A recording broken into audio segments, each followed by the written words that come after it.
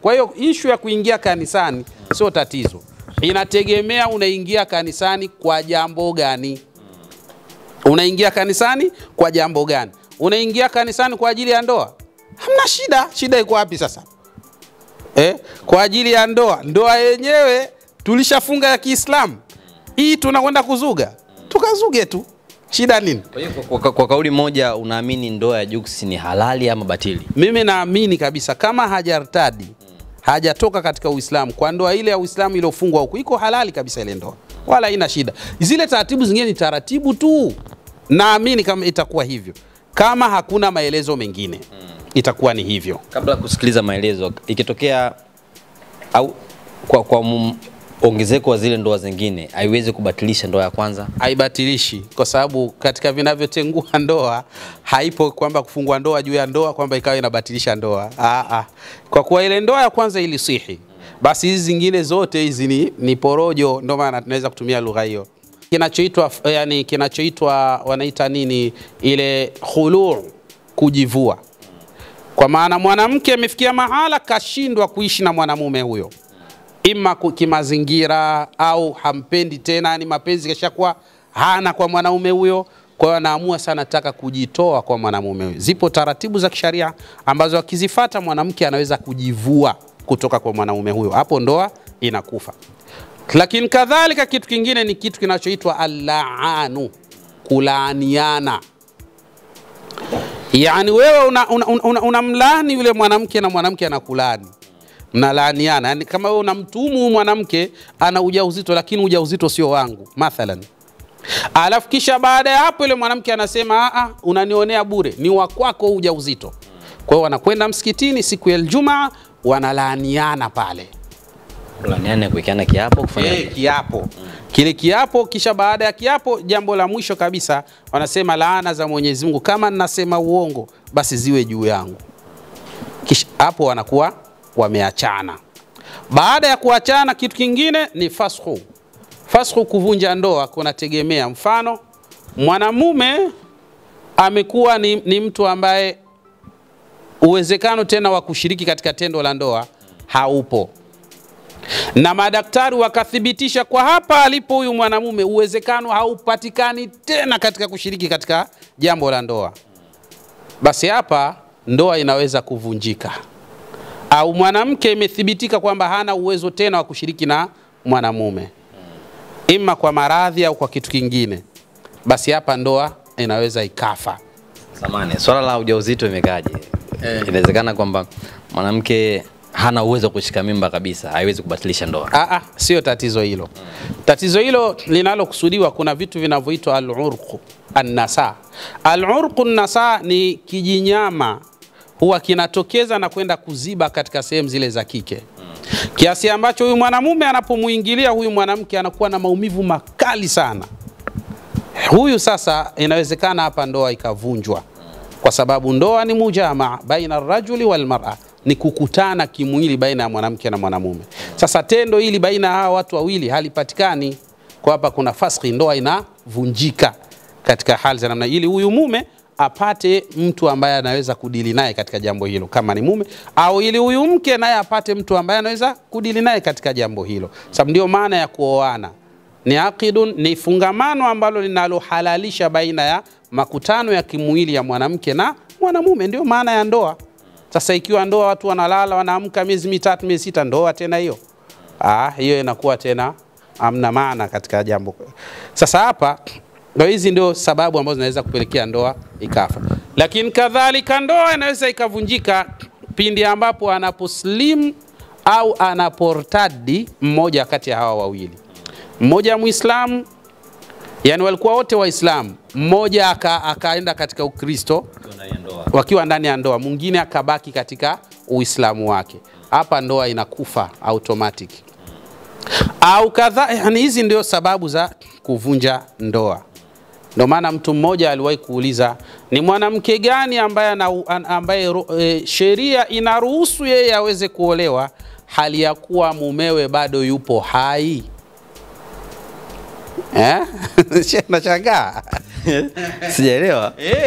Kuna mwanamke anaruhusiwa kuolewa pindi na wakati mumewe bado yupo hai kabisa. Ni mumewe. Naam. Na ana mume na mume yupo hai, lakini anaruhusiwa kuolewa na mtu mwingine. Ni yupi? Ni yule mwanamke ambaye aslamat wa zawjuha lam yaslim. Ni yule ambaye mwanamke aliyoslimu wakati mume wake bado yeye hajaslimu. Kwa hiyo yeye kama kaslimu kawa Muislamu, maana yake ndoa yake na yule mume imekufa. Kwa hiyo huyu mume bado yupo hai, anaweza akaja mwingine akachumbia akaoa.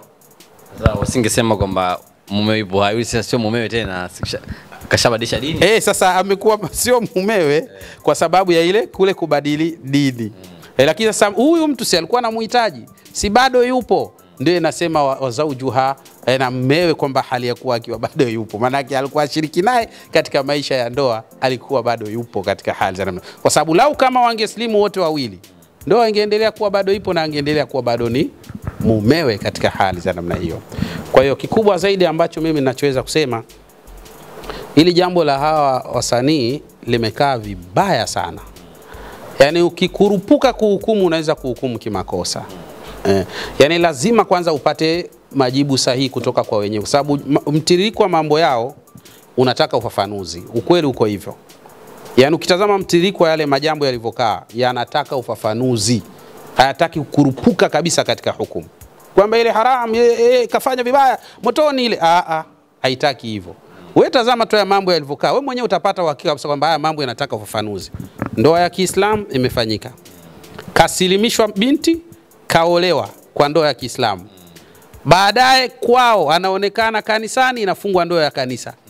Baadaye tena inaonekana anafunga ndoa ya kimila. Baadaye inaonekana anafunga ndoa ya kiserikali. Wanafikia hapa amekuja kiajabu ajabu. Panataka ufafanuzi hapa. Lakini niliona comment moja, mtu anasema kwa jinsi ndoa hizi zilivyofungwa, waachane mpaka dunia imeisha. Kwa maana kwamba ukienda kwa dini huku, dini hiyo nasema msiachane. Yaani ndoa imekuwa na kila sehemu kama vile kuna baraka serikalini imetoa baraka, mchungaji katoa baraka, chef fulani katoa baraka, wao wazee wa dini nao wametoa baraka zao. Ni jambo zuri kwa sababu kuachana si kitu kizuri sana. Lakini kusema kwamba hiyo ndo sababu ya kutoachana si kweli. Si kweli, kwa sababu hii talaka haikuwekewa kitendo maalum, kwa maana kwa kitendo hicho ndio utoe talaka. Kitendo cha kutoa talaka ni yale yani pale ambapo mnapokosana baina yako wewe na mke, alafu ukaona nafsi yangu kwa hapa ilipofikia sintoweza tena kuvumilia, hapo mpe talaka, muache aende na wewe ufanye ya kwako, msidhuriane. Ndio maana Mwenyezi Mungu akasema au tasrihum biihsanin, ikitokea kuachana basi watu waachane kwa wema. Kule kwetu mzee wetu aliwahi kutuhadithia na kutusimulia mkasa mmoja, na mimi nausimulia kwa uchache tu. Anasema ya kwamba kuna mwanamke mmoja, yeye alikuwa anaitwa Pili. Huyu Pili alikuwa ni mtu Mwenyezi Mungu kamjalia ana nguvu. Yani ana uwezo wa kuwapiga wanaume hata 10 akawakarabati vizuri kabisa. Pili huyo. Sasa watu wakawa wanamuogopa kutokana na jinsi alivyo. Lakini ukimtazama ni pisi nzuri tu. Mwanamke safi kabisa. Anavutia, anapendeza, lakini ndo ana miguvu huyo. Watu wote wakawa wanamuogopa kumsogelea. Mzee mmoja akaona huyu mwanamke hata kaaje hivi bila kuolewa eti kwa sababu watu wanamuogopa. Akajitosa mwanaume. Pili unasemaje? Akatangaza nia. Pili kakubali, haina tatizo. Le bwana akapeleka taratibu za ndoa zimefanyika, kamuoa Pili. Pili kaolewa mke wa Pili naye kama jina lake. Basi sasa wazee wetu wa zamani walikuwa wake zao wanakaa nao nyumba moja, tofauti na sisi. Ukiwaweka wake zako nyumba moja, shekhe, unatafuta kesi. Utakuja ukuta mmoja yuko hospitali, mwingine yuko polisi. Maana wake zetu sasa hivi mtihani mtupu, tofauti na wake wa baba zetu. Baba zetu walikuwa wanaishi kwa raha sana na wake hawa. Lakini leo mzee, wewe ukioa mke wa Pili mtafutie kwake, na mke wako na huyu mke mwingine awe kwake. Msiwaweke nyumba moja. Tafute shida na balaa. Basi amekaa pale. Sasa siku moja, na Pili alikuwa akivaa anapendeza. Lakini kadhalika akipika anajua hasa kupika. Basi siku moja yule mwanamume ikawa ni zamu ya pili sasa. Lakini nyumba hiyo chumba hiki na chumba hiki. Lakini sasa huyu mke mkubwa akawa anaumwa. Mzee yuko mle ndani anajaribu kuona anaweka mazingira gani ili tumchukue mke huyu kumpeleka hospitali. Pili kaona kama anachelewa, kamgongea pale mlango. "Wewe baba fulani, wewe hujui kama ni zamu yangu leo? Mpaka saizi upo huku?" Akamwambia, "Bana, unajua huyu dada yako anaumwa, kwa hiyo nataka naweka hapa mazingira ya kutaka kumpeleka hospitali." Basi ile anafungua mlango tu akakutana na bonge ya kibao pale. Pigwa kibao na Pili, ile mwanaume. Ambia, "Pili, unanipiga kwa sababu gani mimi? Mimi sio mtu wa mchezo mimi. Sicheze mimi." Na hapo kuna baadhi ya wanawake wako hivyo. Anahisi sifa kumbe ujinga. Aiwa. Basi yule mwanaume kumbe lile jambo ameliweka kifuani. Basi kampeleka mke wake hospitali. Baada hapo karudi kaenda kama hakuna kilichotokea vile. Mekaa siku ya kwanza, ya pili, ya tatu. Akamwambia, "Pili, mimi najua mke wangu wewe ukivaa unapendeza sana. Hebu niambie unataka nguo ya namna gani?" Pili sasa anasema, "Unanijua mimi mapigo yangu, mimi hatari." Kadha akamwambia bwana, akamwambia, "Sawa, kuna pesa nimepata kazini, ngoja nikupe ukanunue." Akampa pesa ile, akaenda kanunua mavazi mazuri kabisa. Na akivaa mashallah anapendeza sana. Unajua kuna watu wako hivyo, hata akivaa nguo mbaya yeye anapendeza tu. Na kuna mwingine hata avae nzuri hamna kitu mzee. Mmoja aliwahi kurudi nyumbani anamuuliza mke wake, "Kaifa ana abdu? Unanionaje?" Akamwambia, "Kalqirdi fawqa shajara." Yaani nakuona kama vile nyani vile anaparamia miti vile ndio ninavyokuona. Hajapendeza yani. Kavaa mwenyewe kajipodoa, kapaka wanja, kapaka makeup, kila kitu. Lakini mtazamo wake kalqirdi fawqa shajara, kama nyani tu. Kwa hiyo sasa hii ni hatari sana. Sasa kuna wengine akivaa anapendeza. Sasa Pili alikuwa hivyo, akivaa anapendeza. Basi yule bana akamwambia, "Bana, siku ya Ijumaa inayokuja kuna marafiki zangu wameniambia watakuja kunitembelea hapa nyumbani. Kwa hiyo naomba siku hiyo upike chakula kizuri kabisa, marafiki zangu wale kizuri." Nasema, "Wewe unanijua na mimi fundi katika mapishi. Tena nataka na wakute umependeza." Sema, "Hamna shida. Hayo yote kwangu mepesi." Basi siku hiyo kikapikwa chakula kizuri kabisa. Yule bwana kaenda msikitini. Anarudi pale wale marafiki zake hawapo.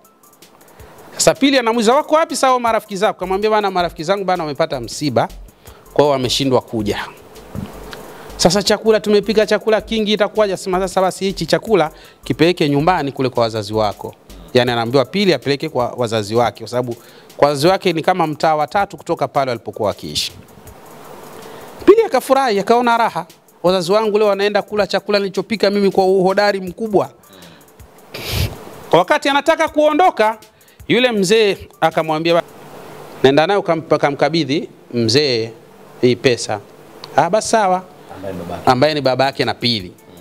Pili anafurahi, wazazi wake wanakula chakula alichopika kwa umahiri, lakini pia baba anapelekewa mzigo, noti. Basi kafika pale, kampa baba ile bahasha, chakula kile, watu wanakula pale kwa furaha. Basi nje hapa Pili anazungumza na wadogo zake. Anamwambia, "Mimi sio mtu wa mchezo bana. Usione hichi chakula na nini. Nilimkata kibao kimoja yule bana, maana niliona nataka kuniletea wazimu mimi." Anajisifu. Kumbe ndani hapa baba anasikia. Babake katoka akamwambia, "Pili mwanangu, naona unajisifu kwamba wewe ni bingwa wa kupiga wanaume. Ni kweli, lakini kilile kibao ulichompiga na yeye kajibu." "Kajibu vipi?" Sasa kajibu, "Hii barua hii nani bahasha ulioniletea sio fedha, ni talaka yako." Talaka wakati hatuna ugomvi, aliishia toka siku hizo. Anambia, "Basi mwenzako wewe ulifikiria hata kupiga kibao hicho unachofikiria wewe?" Yeye kibao chake ndio hichi, tena kalipa kibao katika wakati muafaka kabisa. Pili kachanganyikiwa. Katoka pale. Babake kamwambia, "Wala usiende kufanya vurugu."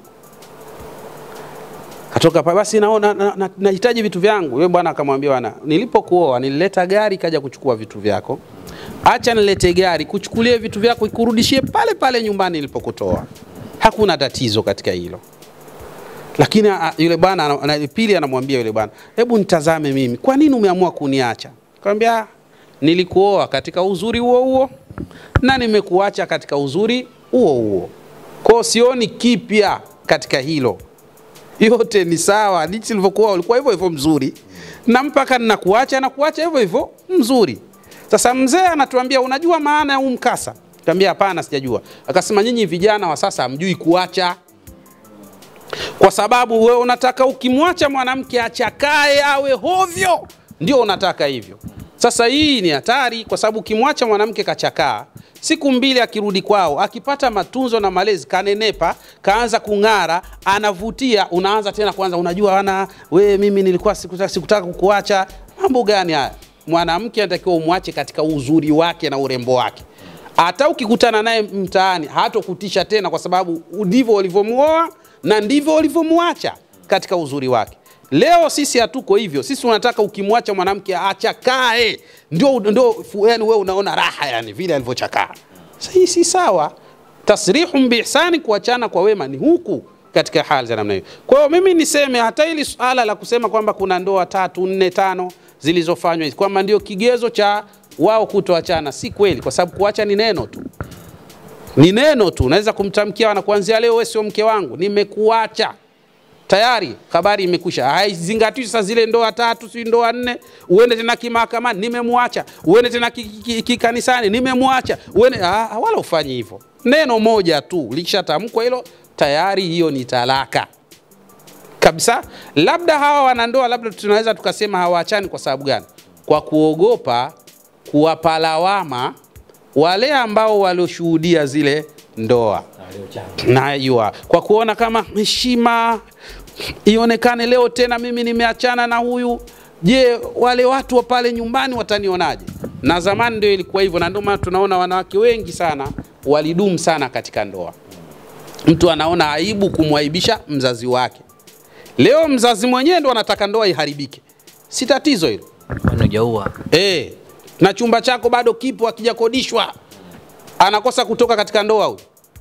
Badala wewe ndio uwe ni mtu ambaye kila anapokuletea matatizo unamplease.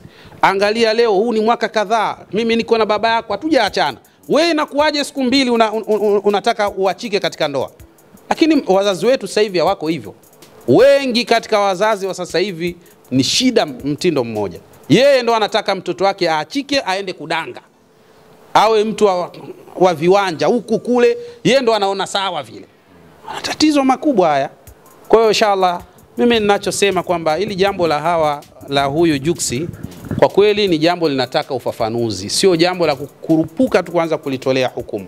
Tunaweza tukahukumu vibaya bila kujua tunachohukumu ni nini. Na siku zote hukumu lazima ujue kwanza kile unachokwenda kukihukumu, unakihukumu kitu gani au unamhukumu mtu kwa nia gani? Lazima tujue kwanza. Kama hatujajua usahihi wa hili jambo, ni ngumu kulikimbilia katika kulitolea hukumu. Ni vigumu sana kwa kweli. Yani hili jambo kiukweli kabisa ukilitazama linataka ufafanuzi, ndio ukweli wa mambo jinsi ulivyo. Sasa tumalizie hawa ambao labda wanatamani maneno mazuri ambao umekuwa ukihubiri kila kukicha, wafahamishe vipi ambavyo wanaweza kukupata. Naam, mimi napatikana hapa Mbagala Kiziwiani, barabara ya lami kuelekea jeshini, na tunafanya dua mbalimbali na matibabu ya aina mbalimbali kwa watu waliosibiwa na masuala ya sihri, machawi, masuala ya kishetani haya na mfano wa hayo. Inshallah Mwenyezi Mungu anajalia kila la kheri. Kwa mawasiliano tutatupata kwa namba 0756 634277 au 0712 316222 inshallah.